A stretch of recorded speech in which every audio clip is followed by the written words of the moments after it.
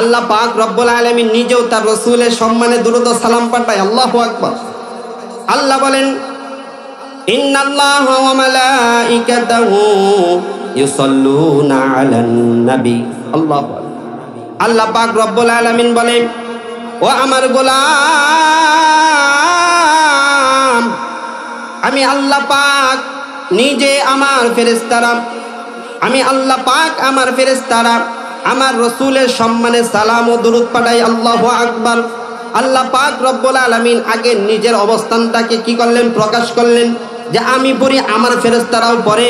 এরপরে আল্লাহ পাক রব্বুল আলামিন আপনাকে আমাকেও আদেশ করতেছে, ইয়া আইয়ুহাল্লাযীনা আমানু। আল্লাহু আকবার। সকলে জুড়ে বলেন আল্লাহু আকবার। আল্লাহ পাক রব্বুল আলামিন বলেন, ইয়া আইয়ুহাল্লাযীনা আমানু,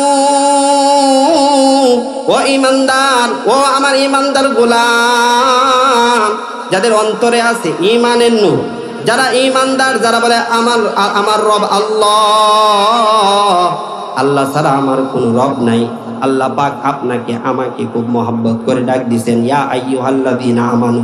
কুরআন শরীফের বিভিন্ন জায়গায় ইয়া আইয়ুহান নাস বলে আল্লাহ সম্বোধন করছেন, ডাক দিয়েছেন।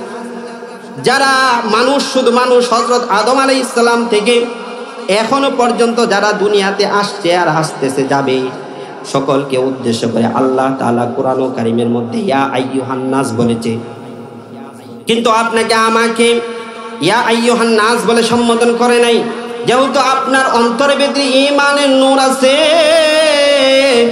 আপনাকে অনেক মহব্বত করে আল্লাহ পাক অনেক ভালোবেসে আপনাকে ডাক দিয়েছে, ইয়া আইয়ুহাল্লাযীনা আমানু, হে আমার ঈমানদার বান্দারা, তোমরা যারা ঈমানদার, ইয়া আইয়ুহাল্লাযীনা আমানু সাল্লু আলাইহি ওয়া সাল্লিমু তাসলিমা। আল্লাহু আকবার। আল্লাহ পাক রব্বুল আলামিন বলে, হে আমার ঈমানদার বান্দারা, তোমরা যারা ঈমানদার, তোমরা যারা কালেমাওয়ালা, তোমরা আমার রাসূলের শানে, তোমরা আমার রাসূলের সম্মানে বেশি বেশি দুরূদ পড়ো। যদি আমার রাসূলের শানে মানে বেশি বেশি দুরূদ পড়ো, আমি আল্লাহ পাক তোমাদের জিন্দেগীর গুনাহ খাতাগুলো মাফ করে দিব। সুবহানাল্লাহ। আল্লাহ বলেন, আমার রাসূলকে যদি তুমি মহব্বত করো, ভালোবাসো, আমার রাসূলের উপরে দুরূদ যদি পড়ো, তাহলে আমি আল্লাহ তোমাকে ভালোবাসবো, মহব্বত করব। সুবহানাল্লাহ। ও আমার বাবাজি, দুরূদের অনেক ফাজাইল কত শুনবেন। আপনি যখন পড়েন সাল্লাল্লাহু আলাইহি ওয়াসাল্লাম, এই শব্দটা যখন মুখ থেকে বের হয়ে যায়, সাল্লাল্লাহু আলাইহি ওয়াসাল্লাম, আল্লাহ পাক রব্বুল আলামিন এই দুরূদের শব্দটা রাসূলের রওজা তারে পৌঁছায় দেওয়ার জন্য কিছু ফেরেশতা নিযুক্ত করে রাখছে।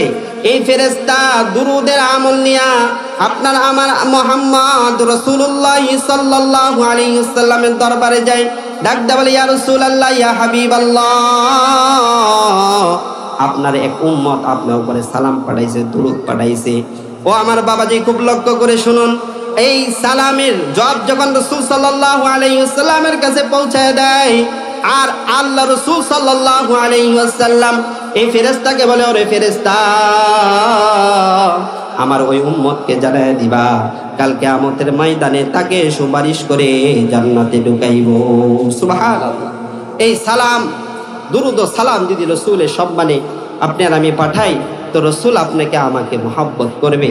ওই কিয়ামতের ময়দানে, যে কিয়ামতের ময়দানে মা সন্তানকে চিনে না, সন্তান মাকে চিনে না, বাবা সন্তানকে চিনে না, সন্তান বাবাকে চিনে না, ভাই বোনকে চিনে না, বোন ভাইকে চিনে না, বন্ধু বান্ধবকে চিনে না, বন্ধু তার পাড়াবশীকে চিনে না, পাড়াবশী তার পাড়াবশীকে চিনে না, এমন এক মহা মুসিবতের সময় আপনার পরিচয় দিবে না। সেই মহা মুসিবতের সময় আপনার আমার পেয়ারা হাবিব আল্লাহর কাছে ফরিয়াদ করতে দেখবে, আল্লাহ তুমি আমার উম্মতকে নাজাত দিয়ে দাও, তুমি আমার উম্মতকে জান্নাতে ঢুকায় দাও। সুবহানাল্লাহ। ও আমার বাবাজি, খুব লক্ষ্য করে শুনুন, কিয়ামতের ময়দান খুব ভয়াবহ এক সময়, যখন আল্লাহ পাক রব্বুল আলামিন এই জমিনটাকে তামার বানিয়ে দিবেন। মাথার উপরে যে সূর্যটা আপনি আমি দেখতে পাই, ওই সূর্যটা এত দূর থাকবে না, এটাকে আল্লাহ তাআলা নামাইতে নামাইতে আপনার মাথার অর্ধ হাত উপরে আইনা দিবে। ও আমার বাবাজি, এত মহা মুসিবতের সময় জমিন হবে তামার, সূর্য থাকবে মাথার অর্ধ হাত উপরে। এরকম মহা মুসিবতের সময় আপনি যখন ছোটাছুটি করতে থাকবেন, আপনি যখন দৌড়াইতে থাকবেন, আপনার আমার পয়গম্বর বলে, ও আমার মায়ের উম্মত, এরকম মহা মুসিবতের সময় আমি তোমাকে সুপারিশ করে আল্লাহ তাআলার জান্নাতে ঢুকাইয়া দিব। সুবহানাল্লাহ।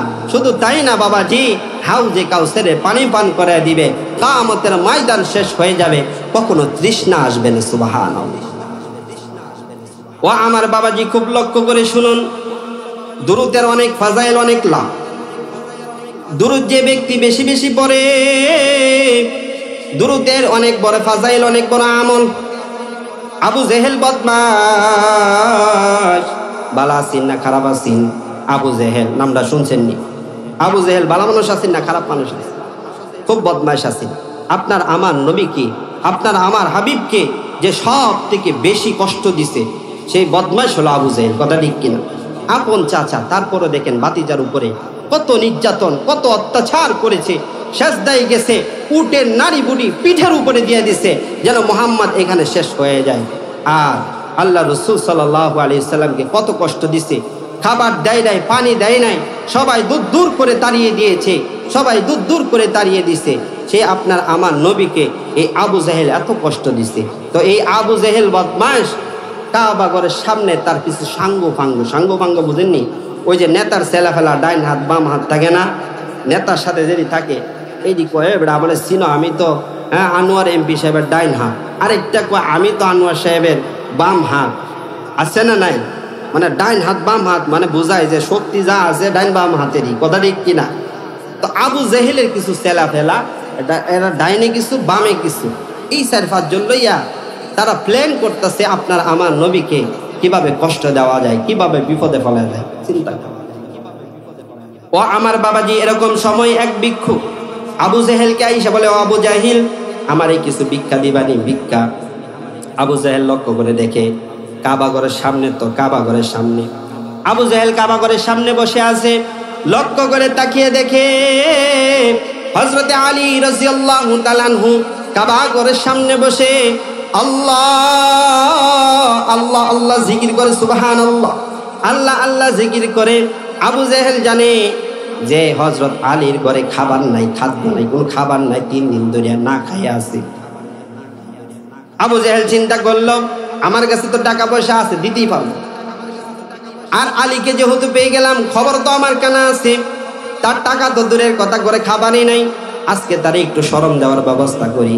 ফকিরটাকে হাতে ধরছে, ধরে বলে, ভাই ওই যে দেখো আলী, আলীর কাছে যাও, আলীর কাছে অনেক টাকা আছে, পয়সা আছে, যাও, যাই সোয়াল করো, চাও দিয়ে দিও, মানে শরম দেওয়ার জন্য। এই ভিক্ষুক আবু জেহেল বদমাইশের কথা শুনে হযরতে আলী রাদিয়াল্লাহু তাআলা আনহুর কাছে যাইয়া বলে, ও হযরতে আলী, আপনি আমারে কিছু ভিক্ষা দেন, কিছু সাহায্য করেন, আল্লাহর রাস্তায় আমারে কিছু ভিক্ষা দেন।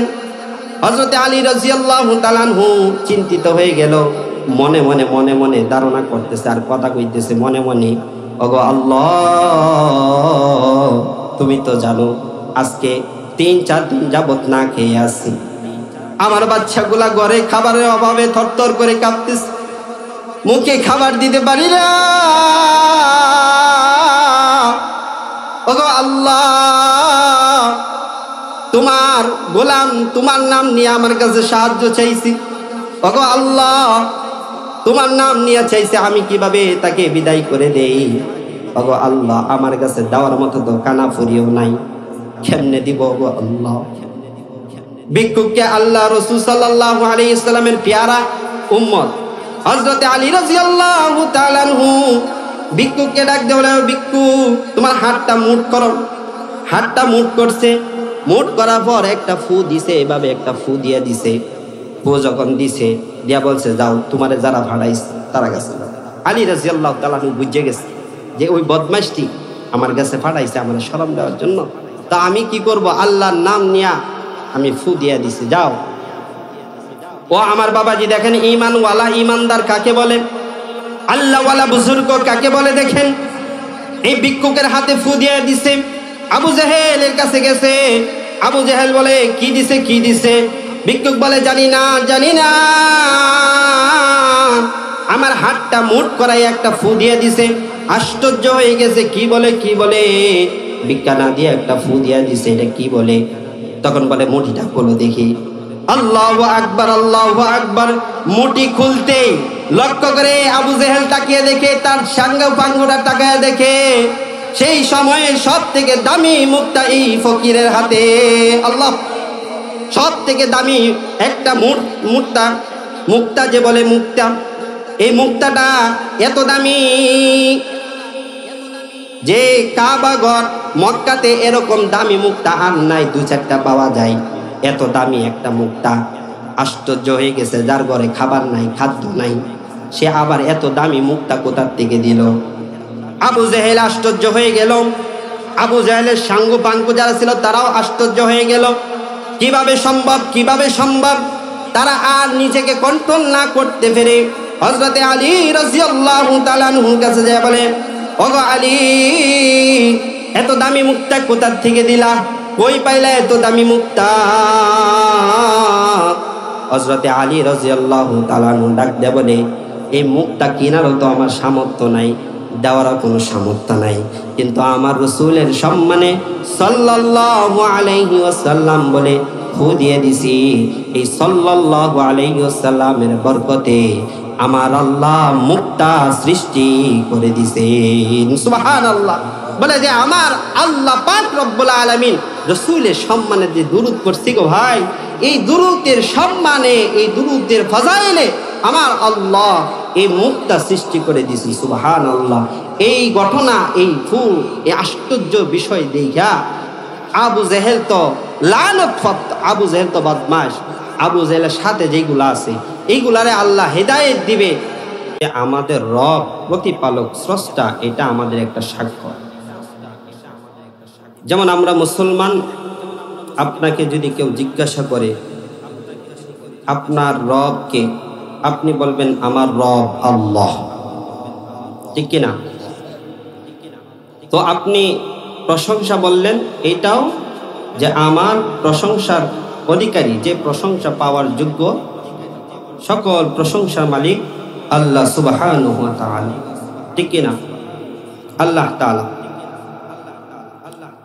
এই যে আপনি কষ্ট করে আমার কথার উত্তরগুলা দিলেন, এতে অনেক লাভ আছে, অনেক ফায়দা আছে।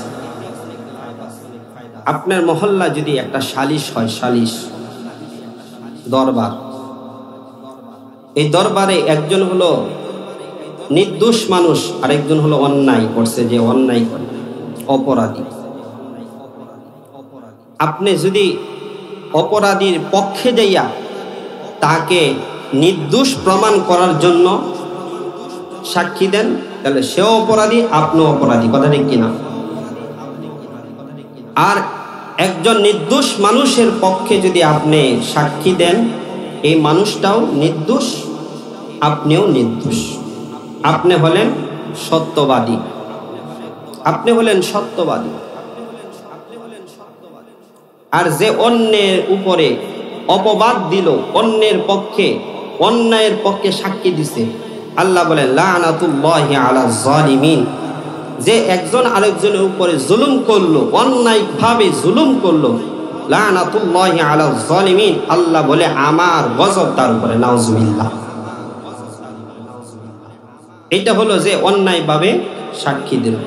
সাক্ষীটা কি সত্যভাবে দেয় নাই? অন্যায়ভাবে দিছে। তো যে অন্যায় ভাবে সাক্ষী দিছে, সে বলছে মিথ্যা কথা। কি বলেন?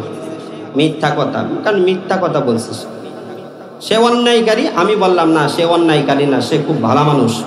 তার মানে আপনি এই অন্যায়কারীর পক্ষ হয়ে মিথ্যা কথা বললেন। তো মিথ্যাবাদী যে মিথ্যা কথা বলে, আল্লাহ বলে লানাতুল্লাহি আলাল কাযিবিন।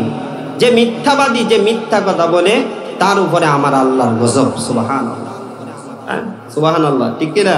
না নাউজুবিল্লাহ, নাউজুবিল্লাহ। আপনারা টেস্ট করি আর কি, আপনারা কই আছেন? সুবহানাল্লাহ, আলহামদুলিল্লাহ কোন জায়গায় বলতে হয় এটাও তো শিখতে হইব নাকি? কোন এই যে মাহফিলে আসছেন, ইসলাম এটা কি ভাই? রিভাবটা একটু কমান, বেশি দিচ্ছে, কমান। হ্যাঁ, আপনারা যারা এখানে আছেন, আমরা তো মুসলমান। তো আমরা তো ইসলাম মানি, ইসলামের কিন্তু অনেক কাজ আছে, অনেকেই জানি না, আবার অনেকেই জানি কিন্তু আমল করি না, ঠিক কিনা? তো আলহামদুলিল্লাহ এইভাবে যদি জিকির করেন, আমার কথার সাথে সাথে যদি বলি আলহামদুলিল্লাহ বলেন, আপনারা আলহামদুলিল্লাহ বললেন। আমি যদি আল্লাহু আকবার বলি, আপনারাও আল্লাহু আকবার বলেন। আর আল্লাহু আকবার শব্দগুলা বলার সময় আপনি একটু কষ্ট করে শরীরটা একটু ঝাড়ি দিয়া জোরে কইবেন, এতে লাভ আছে। এতে কি আছে? লাভ আছে, আল্লাহ বেশি খুশি। ও আমার বাবাজি, খুব লক্ষ্য করে শুনুন, আমাদের এই দেশে, আমাদের এই গ্রামে দেখবেন নির্বাচনের সময় যখন আসে, ইলেকশনের সময় নেতাটাকে নেতার নামে কিন্তু স্লোগান দেয়, আমার নেতার চরিত্র ফুলের মতো পবিত্র, কিন্তু নামাজ পড়ে না এক ওয়াক্ত। নেতাকে যদি এই কথা কেউ বলে তাহলে নেতা বিরক্ত। কথা ঠিক কিনা? আমার নেতার চরিত্র ফুলের মতো পবিত্র, নামাজ পড়ে না কিন্তু এক ওয়াক্ত, এরপরে হ্যাঁ চরিত্র বিরাট পবিত্র, আছে না নাই? তো নির্বাচনের সময় দেখবেন স্লোগান দেয়, আমার ভাইয়ের চরিত্র, আমার নেতার চরিত্র ফুলের মতো পবিত্র। এই নেতাজির সঙ্গে দেখবেন ডানে কিছু লোক থাকে, বামে কিছু লোক থাকে, হাতে হাত মিলাইয়া কাঁধে কাঁধ মিলাইয়া স্লোগান দিতে দিতে যায়। পিছনেও কিন্তু কিছু লোক থাকে, অনেক লোক থাকে, যে যত টাকা খরচ করে তার পিছনে তত লোক বেশি থাকে, ঠিক কিনা? যার টাকা যত বেশি জোর, তার মোটর সাইকেলে চাক্কাও তো তৈরি, কথা ঠিক কিনা? আবার এলাকার ভিতরে গবেষণা হয়, অমুক চেয়ারম্যান খায়রুল কবির কুপন সাহেবের পিছনে মাত্র 50টা মোটর সাইকেল গেছে, আর আমরা সাকওয়াত সাহেব 1000 মোটর সাইকেল নিয়ে গেছে, কথা ঠিক কিনা?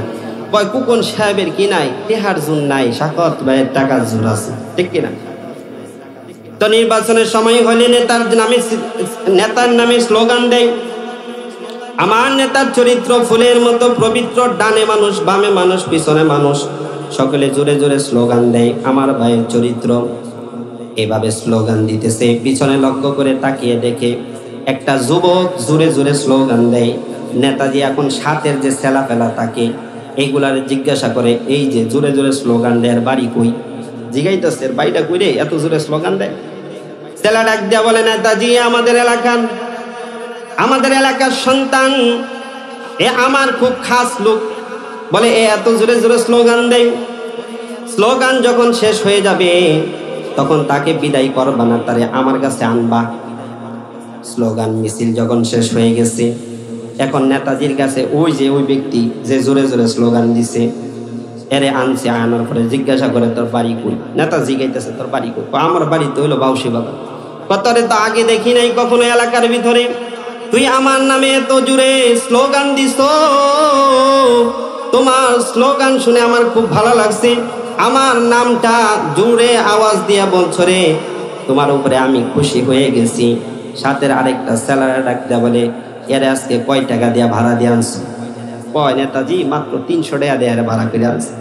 নেতাজি বলে, না না না না, 300 টাকা দিলে হবে না, এত জোরে স্লোগান দিয়েছে, আর কষ্ট হয়েছে, এর পেটের ভিতরে ক্ষুধা লেগেছে, একে 300 টাকা দিলে হবে না, এর উপরে আমি রাজি এবং খুশি হয়ে গেছি, এর স্লোগান আমার কাছে এত ভালো লেগেছে, একে 300 টাকা দিলে হবে না, একে খুশি করার জন্য আরো 200 টাকা বাড়ায়া 300 টাকার পরিবর্তে 500 টাকা দিয়া দিবা। সালা বিরাট খুশি, কি কয় 300 টাকা দেখে আনছে। এখন দেখা যায় 300 টাকা তো দিছে 200 টাকা আরো বাড়াইয়া দিছে। তো সেলা খুব খুশি হয়েছে, নেতা খুশি হয়েছে বুঝলা, সেলারে নেতা খুশি করছে, কথা ঠিক কিনা? বুঝছেন? কিন্তু ওয়াজ বুঝন লাগে বাবা। আবার ছেলাকে জিজ্ঞাসা করে, বিরিয়ানি প্যাকেট কয়টা দেওয়ার কথা? ছেলা ডাকতে বলো, নেতাজি একটা বিরিয়ানি প্যাকেট দিয়া তাকে ভাড়া করে আনছি, একটা বিরিয়ানি প্যাকেট দেওয়ার কথা ছিল। নেতা বলে, না না, একটা দিলে হবে না, এর অনেক কষ্ট লাগছে, ক্ষুধা লাগছে, জোরে স্লোগান দিছে, এর আরেকটা বিরিয়ানির প্যাকেট বাড়াইয়া দিয়া 2টা দিয়ে দিবি। বলতেছে, এত কষ্ট করে স্লোগান দিচ্ছে, আমার নামটা এত জোরে বুঝছি রে বেটা, এরে বিরিয়ানি প্যাকেট একটা দিলে হইতো না, এরে কি করতে হইব, আরেকটা বাড়াই দিতে হবে। ও বাবাজি, এখন আপনার আমার কাছে আপনার কাছে প্রশ্ন রাখতে চাই, যিনি আপনার আমার রব, যিনি আপনার আমার সব, যিনি আপনার আমার মালিক, যিনি আপনাকে আমাকে পড়ায়, যিনি আপনাকে আমাকে খাওয়ায়, যিনি আপনাকে আমাকে নিঃশ্বাস নেওয়ার ক্ষমতা দান করে, যিনি আপনাকে আমাকে বাজারে যাওয়ার ক্ষমতা দান করে, যিনি আপনাকে আমাকে ক্ষেতের ভিতরে আইল নেওয়ার শক্তি দান করে, সেই প্রতিপালকের নামে মহাব্বত নিয়ে যদি সুবহানাল্লাহ আলহামদুলিল্লাহ যদি জোরে জোরে বলেন, তাহলে আপনাদের কাছে প্রশ্ন, আপনার আমার রব ওই দুনিয়ার নেতার মতো খুশি হবে না তার থেকে 1000 গুণ বেশি খুশি হবে? কত গুণ বেশি খুশি হবে? 1000 গুণ বেশি খুশি হবে। ও আমার বাবাজি, যখন আপনি সুবহানাল্লাহ পড়েন, আলহামদুলিল্লাহ, আল্লাহু আকবার ধ্বনিগুলা যখন জুড়ে জুড়ে দিতে থাকেন, আল্লাহ পাক রব্বুল আলামিনের আরশে একটা নূরের খুঁটি আছে, নূরের খুঁটি। এই নূরের খুঁটিটা এইভাবে থরথর থরথর করে কাঁপতে থাকে। ও আমার বাবাজি, আল্লাহ পাক রব্বুল আলামিন এই নূরের খুঁটিকে ডাক দেয়া বলে, ওরে খুঁটি, তুমি এরকম থরথর করে কেন কাঁপতেছো? এই খুঁটি আল্লাহকে ডাক দেয়া বলে, ও পরওয়ারদিগারে আলম, তুমি কি দেখো না মাওলা, তুমি কি দেখো না? ওই যে হারুলিয়া বাজারের পাশে তোমার এক বান্দারা মাহফিলে বসে বসে সুবহানাল্লাহ কয়, আলহামদুলিল্লাহ কয়। ওগো আল্লাহ, তোমার এই বান্দাগুলা তোমার নামে জিকির করতেছে। ওগো আল্লাহ, সুবহানাল্লাহ পড়ে, আলহামদুলিল্লাহ পড়ে। ওগো আল্লাহ, তোমার এই বান্দারা ইশকে মুহাব্বতে তোমার নাম জপতে থাকে। আল্লাহ পাক রব্বুল আলামিন এই খুঁটিকে প্রশ্ন করে খুঁটিকে ডাক দেয়া বলে, রে খুঁটি, আমার এই বান্দারা কি আমাকে দেখছে? খুঁটি বলে, না আল্লাহ, আপনার এই গোলামেরা, আপনার এই বান্দারা আপনাকে কখনো দেখে নাই। আল্লাহ পাক রব্বুল আলামিন আবার প্রশ্ন করে, ওরে খুঁটি, আমার এই বান্দারা তারা কি আমি আল্লাহ পাক রব্বুল আলামিনের জান্নাত দেখেছে? খুঁটি বলে, না না, পরওয়ারদিগারে আলম দেখে নাই। আবার খুঁটিকে আল্লাহ প্রশ্ন করে, এরা কি আমার জাহান্নাম দেখছে? এই খুঁটি জবাব দেয়, না গো আল্লাহ, এরা তোমার জাহান্নাম দেখে নাই। আল্লাহ পাক রব্বুল আলামিন নূরের খুঁটি দে ডাক দে বলে, রে নূরের খুঁটি, তুই সাক্ষী থাক, তুই সাক্ষী থাক। আমার যে বান্দা আমাকে না দেখে, আমার যে বান্দা আমার জাহান্নাম না দেখে, আমার যে বান্দা আমার জান্নাত না দেখে, আমি আল্লাহ পাক রব্বুল আলামিনকে বিশ্বাস করে, আমি আল্লাহ রব্বুল আলামিনকে এত মহাব্বত নিয়ে ডাক দেয়, তুমি সাক্ষী থাকো, সাক্ষী থাকো, আমার এই বান্দাদের আমলনামা আমি গুনাহ খাতার থেকে মাফ করে দিয়ে তাদের নামটা জান্নাতের কাতারে উঠাইয়া দিলাম। সুবহানাল্লাহ। আল্লাহ বলে, কুঠি, তুমি সাক্ষী থাকো, আমার এই বান্দার বদ আমলগুলা মুছে দিলাম, এর সমস্ত গুনাহ খাতাগুলো মাফ করে দিলাম, তুমি সাক্ষী দেখো, এদেরকে আমি জান্নাতে ঢুকাই দেব। সুবহানাল্লাহ। ও আমার বাবাজি, এটা হলো জিকিরের আমলের ফাজাইল। জিকির করলে অনেক লাভ, অনেক ফাজাইল।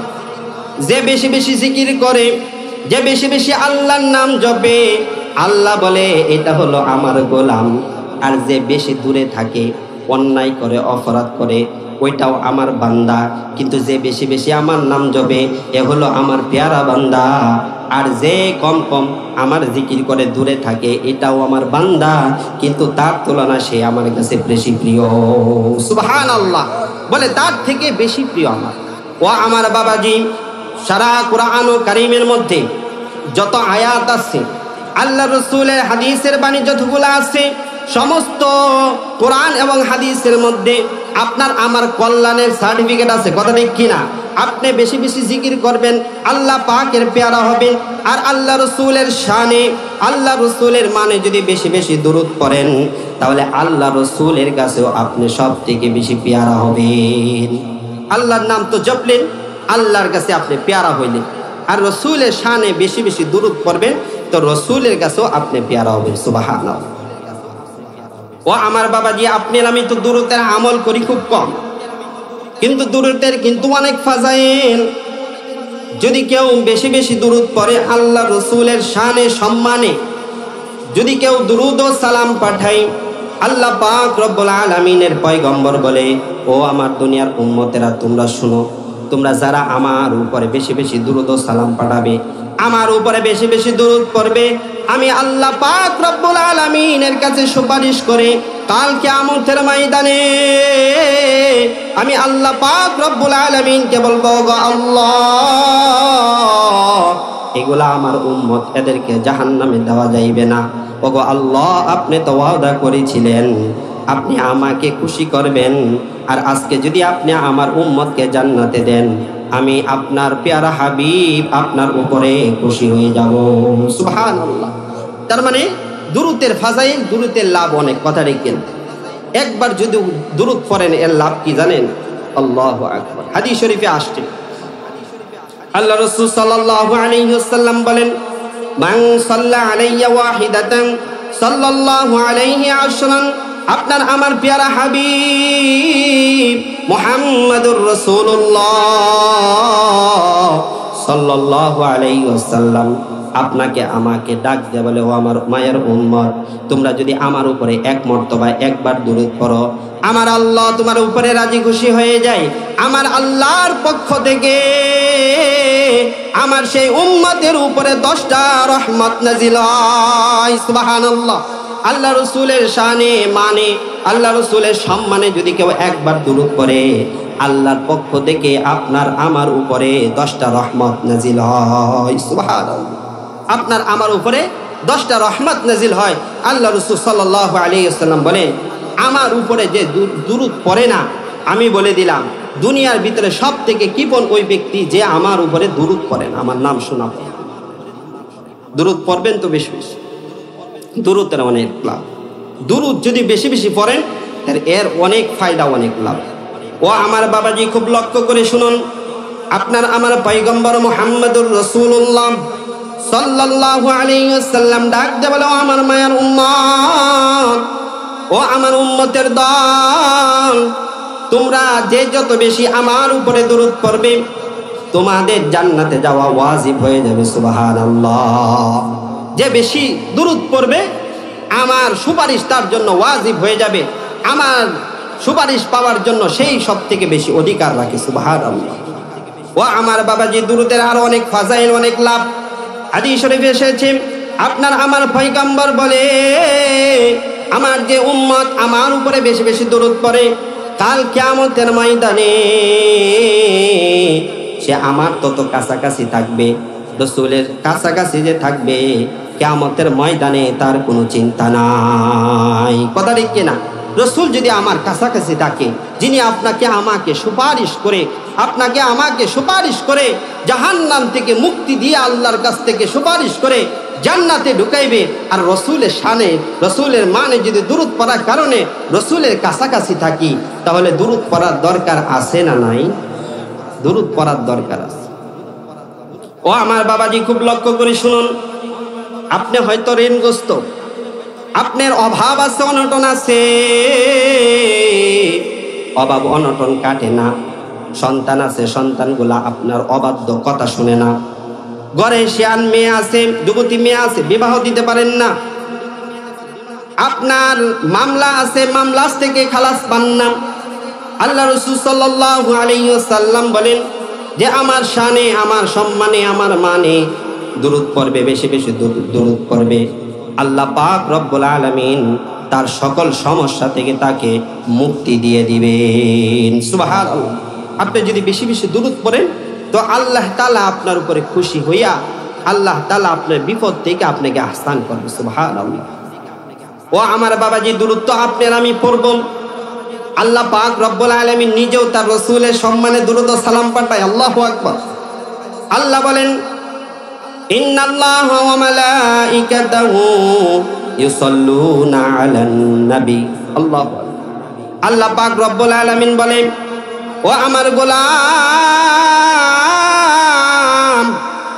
আমি আল্লাহ পাক নিজে আমার ফেরেশতারা, আমি আল্লাহ পাক আমার ফেরেশতারা আমার রাসূলের সম্মানে সালাম ও দুরূদ পাঠাই। আল্লাহু আকবার।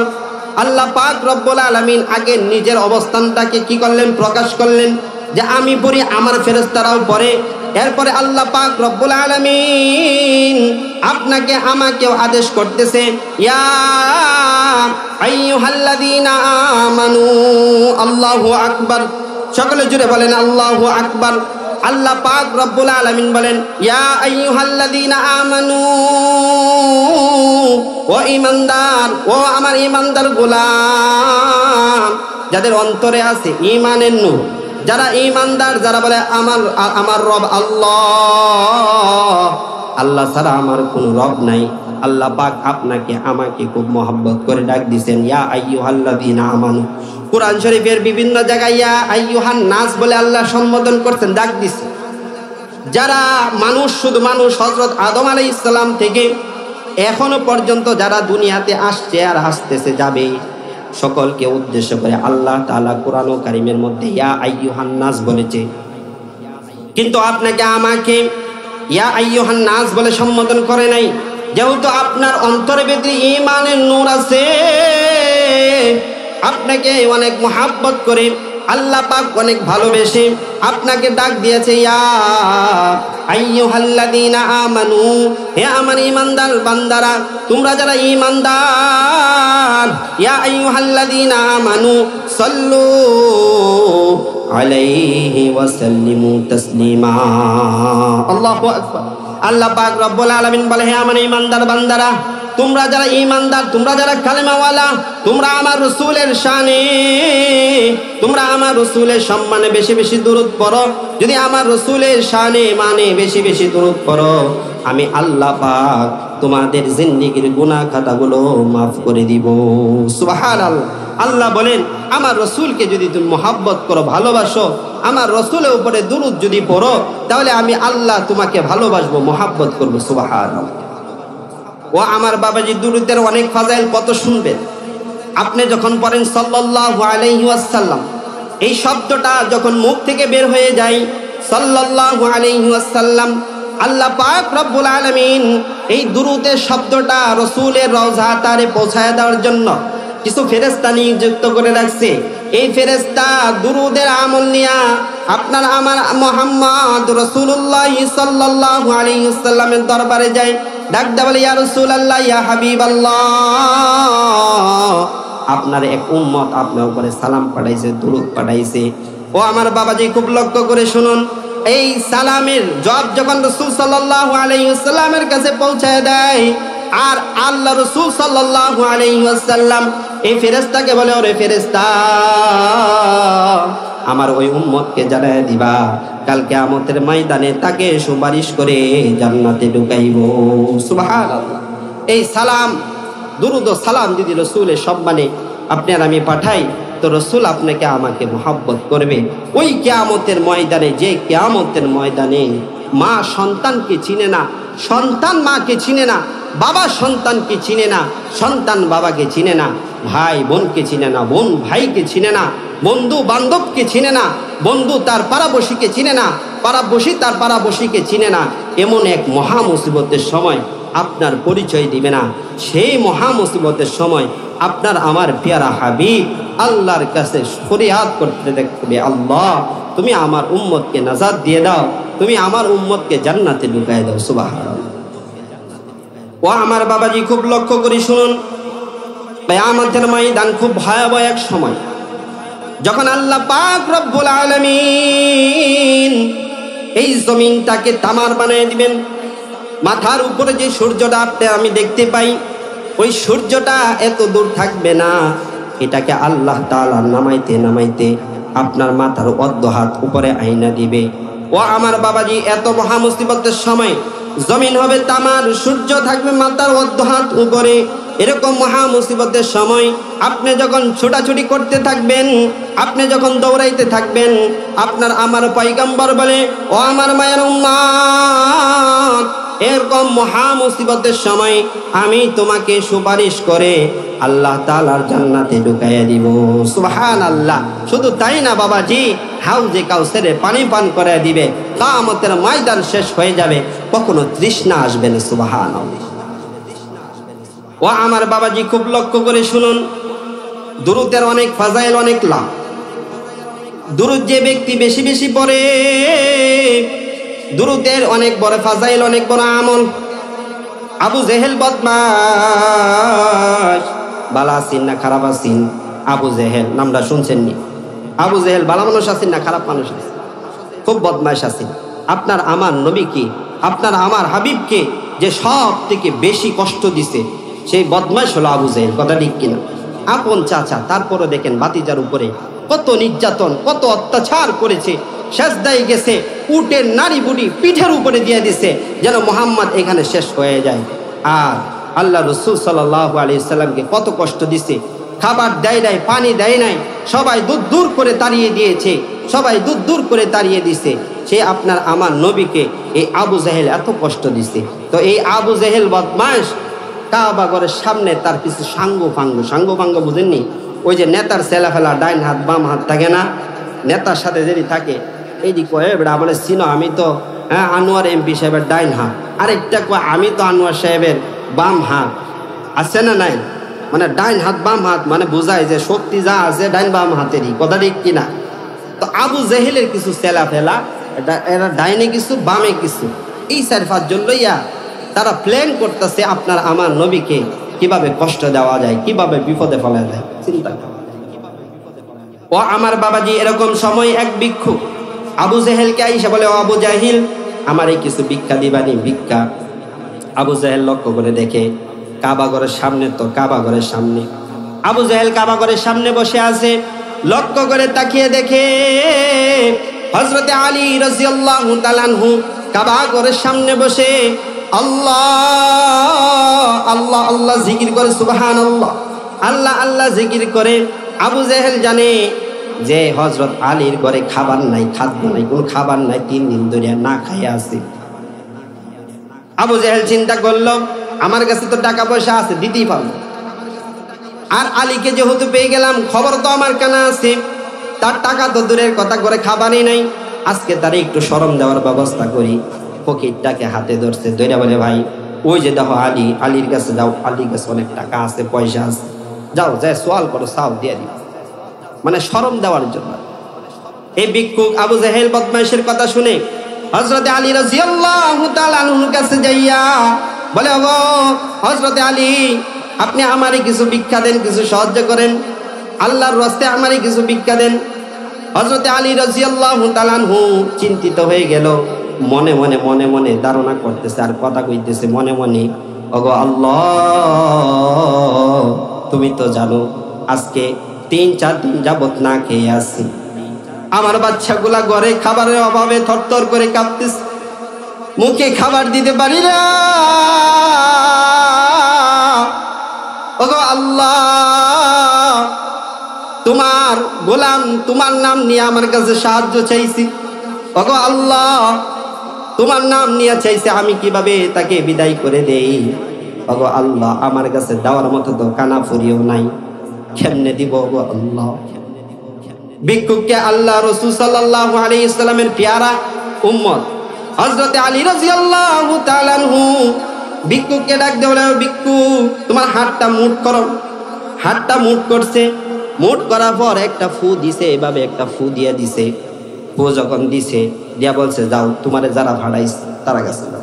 আলী রাদিয়াল্লাহু তাআলা আনহু বুঝে গেছে যে ওই বদমাশটি আমার কাছে পাঠাইছে আমার শরম দেওয়ার জন্য। তা আমি কি করব? আল্লাহর নাম নিয়া আমি ফু দিয়ে দিছি, যাও। ও আমার বাবাজি, দেখেন ঈমানওয়ালা ঈমানদার কাকে বলে, আল্লাহওয়ালা বুজুর্গ কাকে বলে দেখেন। এই ভিক্ষুকের হাতে ফু দিয়ে দিছে, আবু জেহেলের কাছে গেছে। আবু জেহেল বলে, কি দিছে কি দিছে? ভিক্ষুক বলে, জানি না জানি না, আমার হাতটা মুঠ করাই একটা ফু দিয়ে দিছে। আশ্চর্য হয়ে গেছে, কি বলে কি বলে? ভিক্ষা না দিয়ে একটা ফু দিয়ে দিছে, এটা কি বলে? তখন বলে, মুঠিটা খোলো দেখি। আল্লাহু আকবার, আল্লাহু আকবার। মুঠি খুলতে লক্ষ্য করে আবু জেহেল তাকিয়ে দেখে, তার সাঙ্গ পাঙ্গুরা তাকায় দেখে সেই সময়ে সব থেকে দামি মুক্তা এই ফকিরের হাতে। আল্লাহ, সব থেকে দামি একটা মুক্তা যে বলে মুক্তা, এই মুক্তাটা এত দামি, যে কাবা ঘর মক্কাতে এরকম দামি মুক্তা আর নাই, দু চারটা পাওয়া যায়, এত দামি একটা মুক্তা। আশ্চর্য হয়ে গেছে, যার ঘরে খাবার নাই, খাদ্য নাই, সে আবার এত দামি মুক্তা কোথার থেকে দিল? আবু জেহেল আশ্চর্য হয়ে গেল, আবু জেহেলের সাঙ্গ পাঙ্গু যারা ছিল তারাও আশ্চর্য হয়ে গেল, কিভাবে সম্ভব, কিভাবে সম্ভব? তারা আর নিজেকে কন্ট্রোল না করতে পেরে হযরতে আলী রাদিয়াল্লাহু তাআলা আনহুর কাছে যায় বলে, ওগো আলী, এত দামি মুক্তা কোথার থেকে দিলা? কই পাইলা এত দামি মুক্তা? হযরতে আলী রাদিয়াল্লাহু তাআলা আনহু ডাক দিয়ে বলে, এই মুক্তা কেনারও তো আমার সামর্থ্য নাই, দেওয়ারও কোনো সামর্থ্য নাই, কিন্তু আমার রাসূলের সম্মানে সাল্লাল্লাহু আলাইহি ওয়াসাল্লাম বলে ফু দিয়ে দিছি, এই সাল্লাল্লাহু আলাইহি ওয়াসাল্লামের বরকতে আমার আল্লাহ মুক্তা সৃষ্টি করে দিছেন। সুবহানাল্লাহ। বলে যে আমার আল্লাহ পাক রব্বুল আলামিন রাসূলের সম্মানে যে দুরূদ করছি গো ভাই, এই দুরূদের সম্মানে, এই দুরূদের ফজাইলে আমার আল্লাহ এই মুক্তা সৃষ্টি করে দিয়েছি। সুবহানাল্লাহ। এই ঘটনা, এই ফুল, এই আশ্চর্য বিষয় দেখা আবু জেহেল তো লানত প্রাপ্ত, আবু জেহেল তো বদমাশ, আবু জেহেলের সাথে যেগুলো আছে এইগুলারে আল্লাহ হেদায়েত দিবে,